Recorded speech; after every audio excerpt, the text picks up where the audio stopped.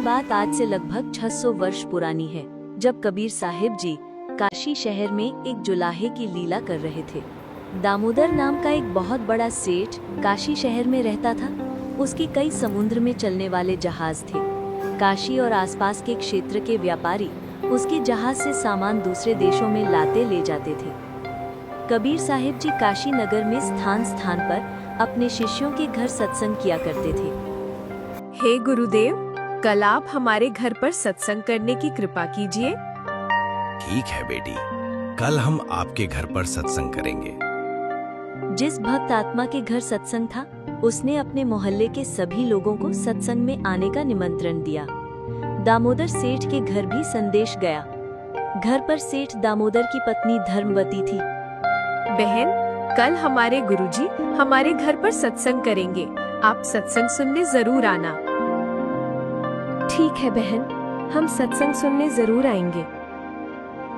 धर्मवती एक धार्मिक स्वभाव की औरत थी। वो अक्सर बीमार भी रहती थी। धर्मवती सत्संग में गई, कबीर साहिब जी के चरणों में प्रणाम किया। खुश रहो बेटी। अरे, मेरा शरीर तो पूरा ठंडा सा हो गया और मेरे शरीर में जो दर्द था वो कबीर साहिब जी के आशीर्वाद देते ही ठीक हो गया है। जय हो परमात्मा, आपने मेरी बीमारी ठीक कर दी। धर्मवती को आशीर्वाद से अपने शरीर में ठंडक महसूस हुई और उसकी बीमारी भी ठीक हो गई। धर्मवती बहुत खुशी हो गई। सत्संग समाप्त होने बाद कबीर साहिब जी के पास बैठ गई। हे महाराज जी, मैं नामदान तो लेना चाहती हूँ, परंतु मेरे पति कारोबार के सिलसिले में बाहर गए हुए हैं। यदि मैंने अपने पति से बिना पूछे दीक्षा ले ली तो कहीं वो नाराज ना हो जाएं। बेटी धर्मवती, पाप और पुण्य सभी आत्माओं का अपना अपना होता है। सब अकेले आते हैं और अकेले जाते हैं। सब अपने अपने कर्म से अगला जीवन पाते हैं। बेटी, मनुष्य जीवन का एक एक श्वास बहुत कीमती है। इसलिए अति शीघ्र ही परमात्मा से जुड़कर पूर्ण परमात्मा की भक्ति करनी चाहिए। परमात्मा हमारे सारे काम ठीक कर देते हैं, सारी आपत्तियों को टाल देते हैं। ठीक है गुरुदेव जी, मुझे भी नाम दीक्षा दे दीजिए। धर्मवती ने नामदान ले लिया। बेटी, मर्यादा में रहकर परमात्मा की भक्ति करते रहना। परमात्मा सब कुछ ठीक कर देंगे। कुछ दिनों पश्चात दामोदर सेठ घर आ गए। सुनो जी। हाँ कहो, क्या बात है? आपसे पूछे बिना मैंने गुरु बना लिए हैं, आप मुझे माफ कर दो। ये तो बहुत अच्छी बात है। जीवन में गुरु तो जरूर बनाना चाहिए। तुमने बहुत अच्छा किया, इसमें माफी की कोई बात नहीं है। आज गुरुजी का सत्संग है, आप भी चलना मेरे साथ सत्संग में। अच्छा ठीक है, आज मैं भी सत्संग में चलूंगा।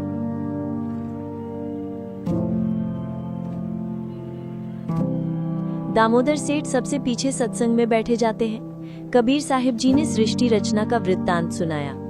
सारा सत्संग सुना। सत्संग सुनने के बाद दामोदर सेठ को आभास हुआ, हे परमात्मा, अब तक जो भी भक्ति साधना की सब व्यर्थ थी। उन साधनाओं से हमारा पूर्ण मोक्ष तो होना ही नहीं था। जो भी भक्ति पुण्य धर्म करते, उन पुण्यों को स्वर्ग में खत्म करके फिर से 84 लाख योनियों में जन्म लेना पड़ता। उसके बाद फिर मनुष्य जीवन कभी मिलता तो फिर से यही क्रम चलता रहता। हमारा मोक्ष तो होता ही नहीं। हे गुरुदेव जी, मुझे भी दीक्षा दे दीजिए। भाई सोच लो, आप तो बहुत बड़े सेठ हो और मैं एक गरीब जुलाहा हूं। अगर आप मेरे से नाम दीक्षा लोगे तो लोग आपकी हंसी करेंगे। आप देवी देवताओं के कट्टर भक्त भी हो। अगर आप मेरे से नाम दीक्षा लोगे, आपको पुरानी पूजाएं छोड़कर केवल एक पूर्ण परमात्मा की भक्ति करनी होगी। हे परमात्मा, मेरे कर्मों का फल मुझे ही भोगना पड़ेगा, लोग उसमें कुछ नहीं कर सकेंगे। आप मुझे दीक्षा दे दीजिए, मुझे लोगों की परवाह नहीं है।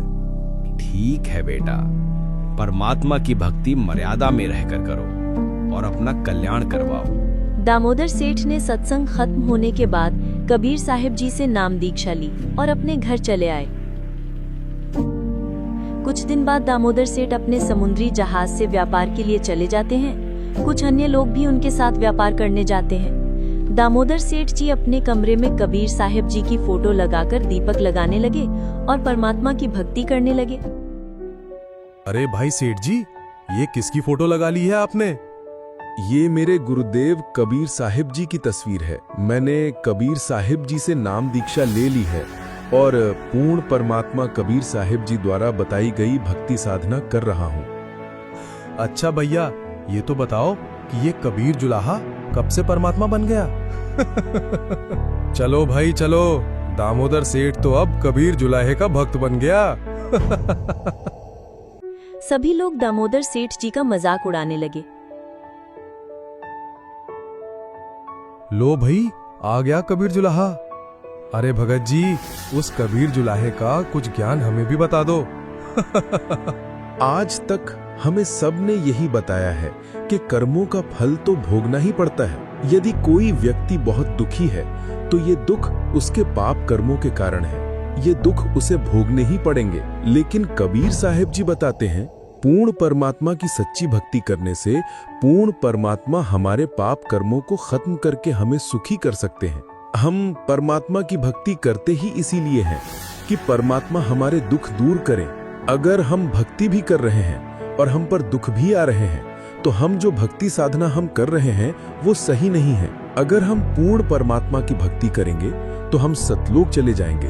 उसके बाद हमारा कभी भी जन्म मृत्यु नहीं होगा और हम 84 लाख योनियों के भयंकर कष्ट से बच जाएंगे। ये तो सब कहने की ही बातें हैं। पाप कर्म तो भोगने ही पड़ते हैं और ये जन्म मृत्यु भी सदा बनी रहेगी। तुम्हें उस जुलाहे ने बहका दिया है।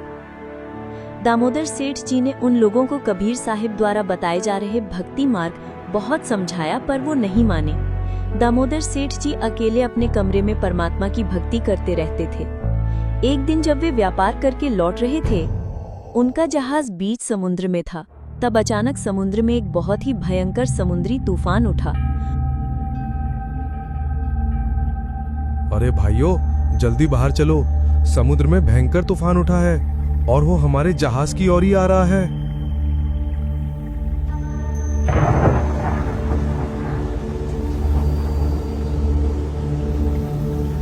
हे भगवान, अब क्या होगा? ये तूफान तो हमारी ओर ही आ रहा है। हे भगवान, हमारी रक्षा करो। हे भगवान, हमारी जान बचाओ। हे भगवान, मैं आपके धाम पर पैदल चल के रहूंगा। हे भगवान, मैं बहुत सारे धन का प्रसाद बांट दूंगा। हे भगवान, मैं आपके व्रत करूंगा, मेरी जान बचाओ। हे भगवान, अब हमारी मौत निश्चित है। अब हम लोग नहीं बच सकते हैं। बस कुछ ही क्षणों के अंदर ये तूफान हमारे जहाज को डुबो देगा। उस तूफान को देखकर सभी लोग भयभीत हो गए। सभी लोग अपने अपने देवी देवताओं को याद कर रहे थे तथा अपनी अपनी जान बचाने की प्रार्थना कर रहे थे, लेकिन कहीं से कोई बचने की उम्मीद नहीं थी। समुद्री तूफान तेजी से उनके जहाज की ओर बढ़ रहा था। समुद्री लहरों के कारण जहाज बहुत जोर से हिलने लगा। सभी यात्रीगण भयभीत होकर कांपने लगे। तूफान जब 10-20 फुट की दूरी पर रह गया तो सबको अपनी अपनी मौत दिखाई दी। अब कोई चारा नहीं था। उन लोगों में एक बुजुर्ग व्यक्ति था। उसने कहा, सुनो सब लोग, दामोदर के गुरुदेव कबीर साहिब जी हैं और मैंने कबीर साहिब जी के बहुत से चमत्कार सुने हैं। उन्होंने अपने भक्तों के हर तरह के दुख दूर किए हैं और वो ही आज हमारी जीवन रक्षा कर सकते हैं, क्योंकि उनका एक भक्त आज हमारे साथ है। हम लोगों को चलकर दामोदर से क्षमा याचना करनी चाहिए, क्योंकि हम लोगों ने उनके साथ और कबीर साहिब जी के बारे में बहुत ही बुरा व्यवहार किया है। हमें उनसे अपने जीवन रक्षा की प्रार्थना करनी चाहिए। हाँ ठीक है, चलो। हे भाई दामोदर, आप हमें क्षमा कर दीजिए। हमने आपके साथ बहुत बुरा व्यवहार किया है। हे भाई, हमने कबीर साहिब जी के कई चमत्कारों के बारे में सुना है। हमने सुना है कि कबीर साहिब जी अपने भक्तों के हर तरह के कष्ट दूर कर देते हैं। हे भाई दामोदर, हम सभी ने अपने अपने सभी देवी देवताओं से अपने जीवन रक्षा की पुकार कर ली है, परंतु अब हमें अपने बचने की कोई उम्मीद नहीं दिख रही है। हे भाई दामोदर, अब हमें केवल आपसे ही उम्मीद है। आप भी एक बार अपने गुरुदेव जी से हम सबके जीवन रक्षा की प्रार्थना करिए। हे भाई, आप सबके देवी देवता तो बहुत बड़े हैं और मेरा भगवान तो एक छोटा सा जुलाहा है, वो मदद कैसे करेंगे? हे भाई दामोदर, हमें माफ करो। वैसे तो आज हमारा बचना नामुमकिन है, लेकिन अगर आज आपके गुरुदेव कबीर साहब जी ने हम सभी की जान बचा ली, तो हम सभी काशी पहुंचते ही सबसे पहले आपके गुरुदेव कबीर साहब जी से क्षमा याचना करके उनसे नाम दीक्षा ले लेंगे और हम सब उनके द्वारा बताई भक्ति साधना करेंगे। हे भाई लोगों, वैसे तो मैं बहुत नीच हूँ, पर मैं अपने गुरुदेव जी से हम सब की रक्षा के लिए प्रार्थना जरूर करूंगा। हे कबीर परमात्मा, मैं तो बहुत नीच हूँ, परंतु हे मालिक, मैंने इन लोगों के सामने आपकी बहुत महिमा गाई है। हे परमात्मा, अपने भक्त की लाज रखना दाता, दया करना मालिक। इतना कहकर दामोदर सेठ जी बेहोश हो जाते हैं। उसी समय कबीर परमात्मा जी बीच समुद्र में पहुंच जाते हैं। कबीर परमात्मा जी की शक्ति से वो तूफान एकदम से शांत हो जाता है। कबीर साहिब जी उस जहाज को समुद्री तूफान से बचाकर समुद्र के किनारे पर लगा देते हैं।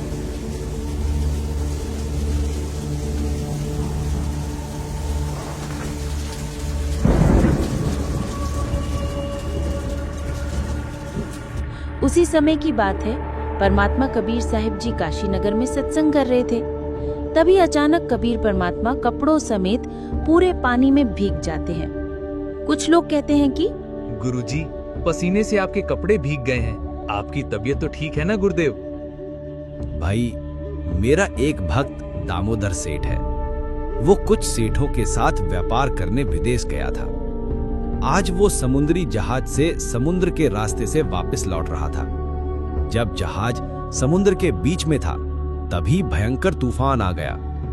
जहाज को डूबते देख सभी सेठों ने अपने अपने सभी देवी देवताओं और भगवानों को अपनी रक्षा के लिए याद किया, लेकिन किसी भी देवी देवता या भगवान ने उनकी नहीं सुनी।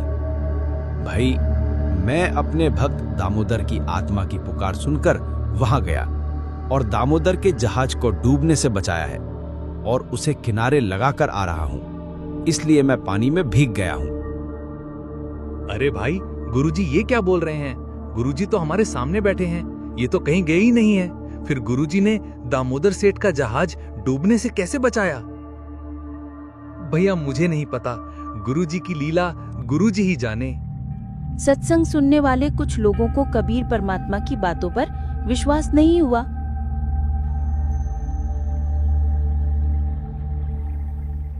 अरे, हम लोग तो जीवित बच गए। हाँ, ये सब कबीर साहिब जी की कृपा है। उनकी दया से ही हम सब सुरक्षित बच गए। हे भाई दामोदर, हमें कबीर परमेश्वर जी के पास ले चलो। वो सभी लोग कबीर साहिब जी के दर्शन करने आ रहे थे। कबीर साहब की जय हो। बच्चों, कबीर साहब जरा की बाहर जाकर देख कर जय आओ। हो। यह कैसा शोर हो रहा है? कबीर साहिब जी ने हमारी जीवन रक्षा की है, हमारे जहाज को डूबने से बचाया है। कबीर साहिब जी भगवान हैं। कबीर साहिब की जय हो। हे गुरुदेव जी, दामोदर सेठ अपने मित्रों के साथ आपके दर्शन करने आ रहे हैं और सभी लोग आपकी जय जयकार कर रहे हैं। कह रहे हैं कि कबीर साहब जी ने समुद्री तूफान में हमारे डूबते जहाज को बचाकर हमारी जीवन रक्षा की है। अब कल जो भक्त सत्संग में सोच रहे थे कि गुरुजी ने वैसे ही कह दिया है, पानी में भीग गया हूँ, उन्होंने कबीर साहिब जी से क्षमा मांगी। हे गुरुदेव जी, हमें माफ कर दीजिए, हमने आपकी बात पर विश्वास नहीं किया, हमें क्षमा कर दीजिए परमात्मा। हे परमात्मा, आपने उस समुद्री तूफान से हम सभी लोगों की जान बचाई। हे परमात्मा, आपका बहुत बहुत धन्यवाद। हाँ, मैंने ही वहां जाकर तुम सबकी जीवन रक्षा की थी। यह दुख भी तुम्हारे लिए वरदान साबित होगा। अब तुम समझ गए और यहाँ आ गए। अब दीक्षा लेकर पूर्ण परमात्मा की भक्ति करके अपना कल्याण करवाओ। उन सभी लोगों ने कबीर साहिब जी से नाम दीक्षा ली। दोस्तों, इस तरह कबीर परमात्मा जी ने अपने भक्त की रक्षा की। दोस्तों, कबीर साहिब जी की ये सच्ची कहानी आपको कैसी लगी? हमें कमेंट करके जरूर बताना। धन्यवाद।